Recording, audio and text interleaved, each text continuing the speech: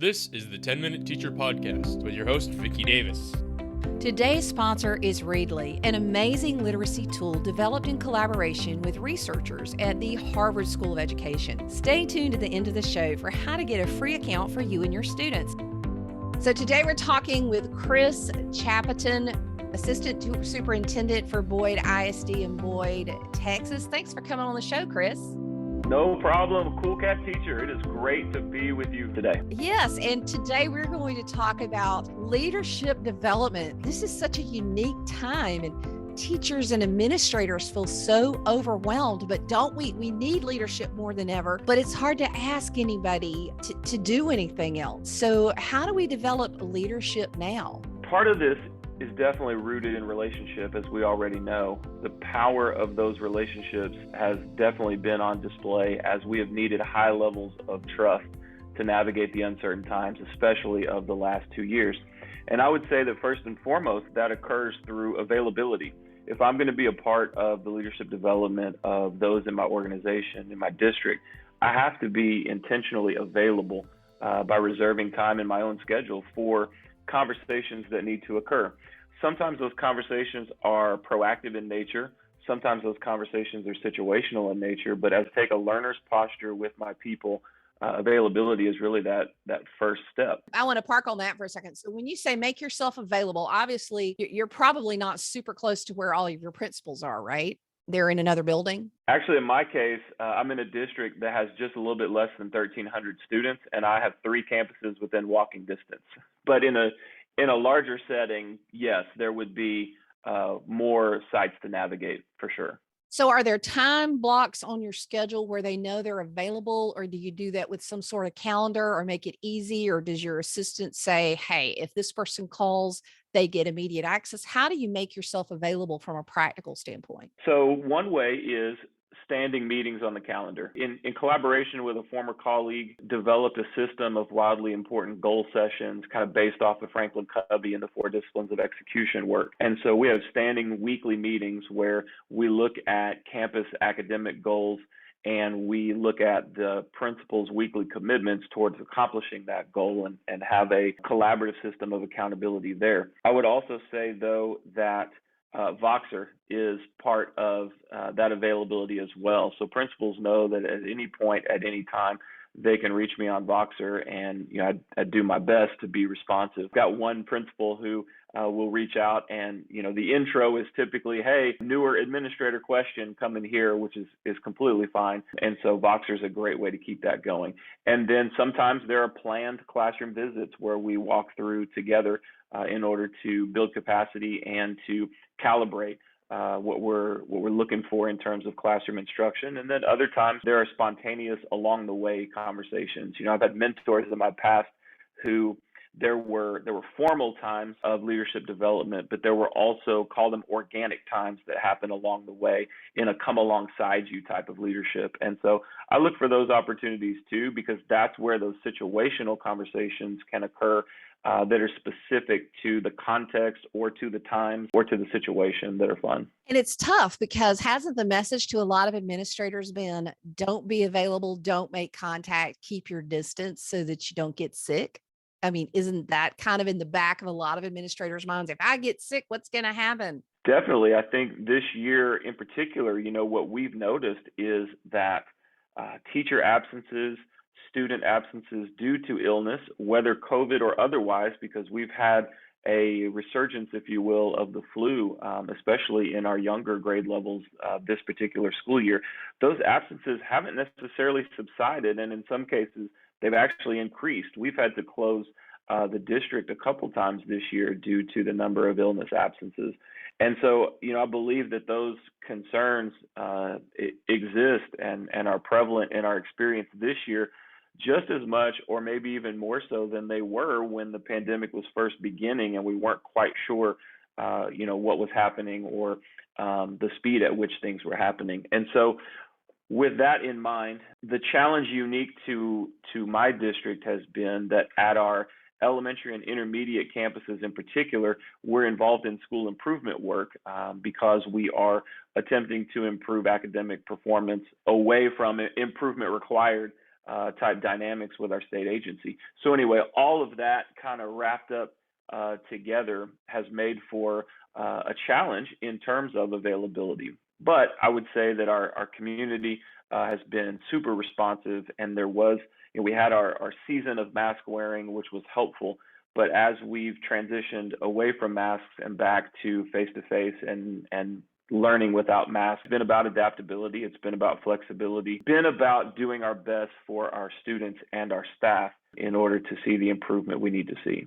So you feel like you've had enough FaceTime, or you just feel like Voxer has kind of helped you in those times when you couldn't go face-to-face? In our district, we have been primarily face-to-face since May of 21. I'm not sure I'm getting that date right.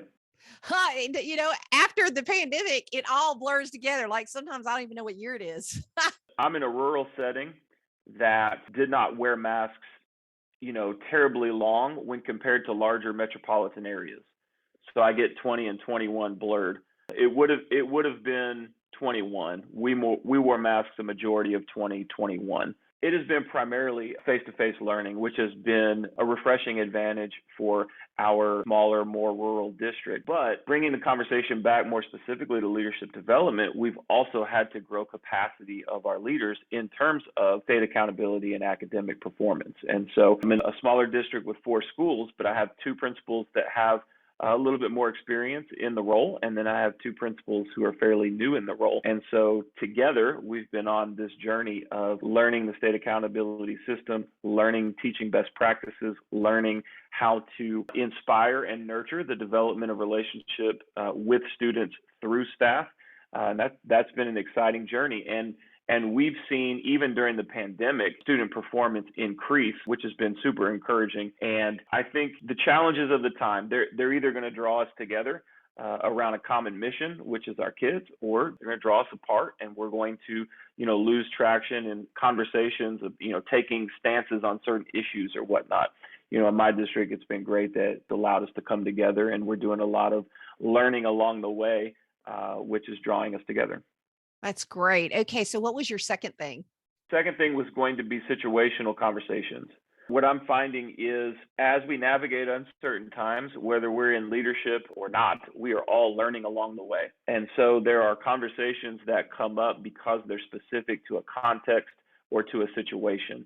And as a leader, I can do my best with books and with preparatory experiences to prepare for those. But there's another thing when I've got somebody on the phone, I've got a report of something occurring on campus, or I find myself, as we talked about with some of the academic challenges that we're working through in my district. And so availability is key because I have to be present in order to have those conversations, in order to listen well, and in order to provide guidance, which would lead me to a third piece. And that is, I had a mentor in the past when I first became an assistant principal who would say with a smile, like, nobody cares what you did in your classroom as a teacher. So don't go around telling stories about, well, when I was in the classroom, I did so and so. I've taken the same approach to the development of principals in the sense that you can't tell teachers or even sometimes other administrators because the situations are different, the times are different, the people are different. In those situational conversations,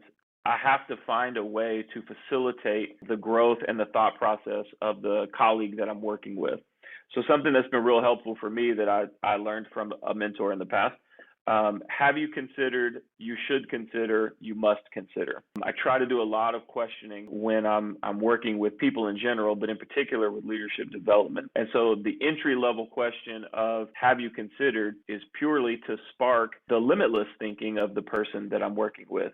You should consider, though, is a step in a direction. There are certain aspects of this dynamic or this situation that you can't not do something about or that you can't necessarily ignore. And then we get to you must consider, which is a kind of a have to. We can't let this particular part drop, or we can't forego this particular communication. And so using that model has been helpful in my own development, and in turn, I'm getting the opportunity daily to share that with the folks I work with.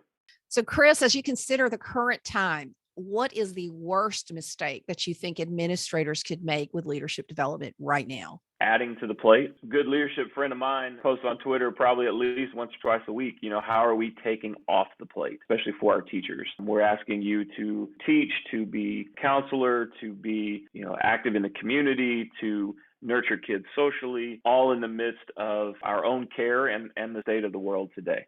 And so how can we intentionally look for ways to either jump in and help in positive, presupposed ways that are supportive and that are responsive, or how can we actually remove some things and be more strategic and intentional with our approaches to teaching and learning? Our administrators said, hey, we're going to take lunch for the year and allow you teachers to 2 times a week, you guys will eat together in an appropriate way, of course, but you can get away, you can talk, you can have teamwork. And I'll tell you, that was a big load off. It sounds small. It's not small. It's actually a big deal to get to eat lunch with colleagues and figure things out. Absolutely. I was in a CTE meeting at the Alliance Airport area here in the Northwest DFW area, and it was a collaboration between district CTE and CC, college and career military readiness leaders and leaders in the business world. So there was a representative from Facebook parent company there, Google, Amazon Air, Con Global, and Charles Schwab. And it was this dialogue about preparing students and the workforce. A couple things stood out to me in terms of leadership development. One is the trust of employees. So in these corporations, I was in a breakout with a East Regional Manager of Meta and a couple other site leaders for their Fort Worth branch. And they talked about having the opportunity to have some management and influence over their own time. Educators, I think sometimes we feel like we're doing something wrong if our day isn't cram-packed with something every moment of the day. And so they talked about intentional times to do things like play ping pong, intentional times, rhythms of rest throughout the day. They talked about a chef and a cafeteria experience that was outstanding.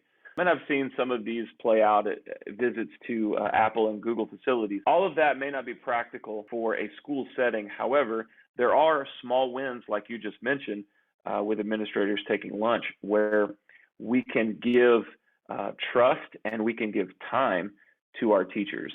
I found in my career that if we can give those two gifts to our teachers, they come up with amazing ideas and they bless and influence kids in ways that wouldn't otherwise be possible. And so that was an amazing part of the experience with this CTE and corporate meeting. The other part was the corporations were talking about how what they were looking for was honesty, integrity, collaboration, and team players. When it came to what are the skills in your workforce or in your company that you are looking for the most, those were the skills. Their approach was the technical aspects of the jobs. We can train people in that, but we can't necessarily train you to operate with integrity or to have a team first disposition in regards to your job. As I was thinking about leadership development, whether that's administrator development or teacher development, those are the skills that I'm looking for too. And those are the skills that I'm attempting to develop in the people that I work with. If those are the primary skills, then there's a certain part in the leadership development where I need to back away and empower the person to live out their values and know that we have had the necessary conversations and foundational experiences, and that I'm always going to be available in regards to anything that comes up. But there is a gradual release nature to the leadership development process that if you're operating with honesty and integrity, if you have a team first, a teacher first as a principal, because the teacher's influencing the students, at some point I've got to empower you to fly. And those are, of course, the most exciting parts of leadership development. Well, one thing is I'm finishing up 6 weeks at home due to a broken foot that I have learned is that busyness has kept me from doing the business. For me, innovate like a turtle has been my philosophy. So 2 times a week, 15 minutes, I experiment with things new. And as I've been subbing for other teachers and in all the busyness that's happened since the pandemic started, my innovation time has just been what is sacrificed. And I've been doing some really cool innovation and playing with some new apps and doing some cool things with my students, maybe even cooler than if I had been face to face, because we need that time to innovate, to tinker, to play, to learn. So Chris, I want to finish up. Just give a motivational sentence or two to all the administrators listening who need a pep talk right now. One day, one moment at a time, and love on your people. Find ways to intentionally and proactively love on your people. Absolutely, because love is definitely not a four-letter word. Thank you for coming on the show, Chris. Readly is an amazing literacy tool that enables teachers to go from collecting reading data a couple times a year to getting data each week or each day in just 5 to 10 minutes. Developed in collaboration with researchers at the Harvard School of Education, students read aloud and the tool collects data on fluency and accountability. So think words correct per minute or total time read, among other pieces of data. And a recording and transcript is available of their reading. You can provide feedback to your students on any text, print or digital, and they can hear you read as well. This is a perfect tool for summer school, reading tutors, and anyone teaching reading. So go to readly.com today to set up your free account and get started. That's READLEE. You've been listening to the 10-Minute Teacher Podcast. If you like this program, you can find more at coolcatteacher.com. If you wish to see more content by Vicki Davis, you can find her on Facebook and Twitter under Cool Cat Teacher. Thank you for listening.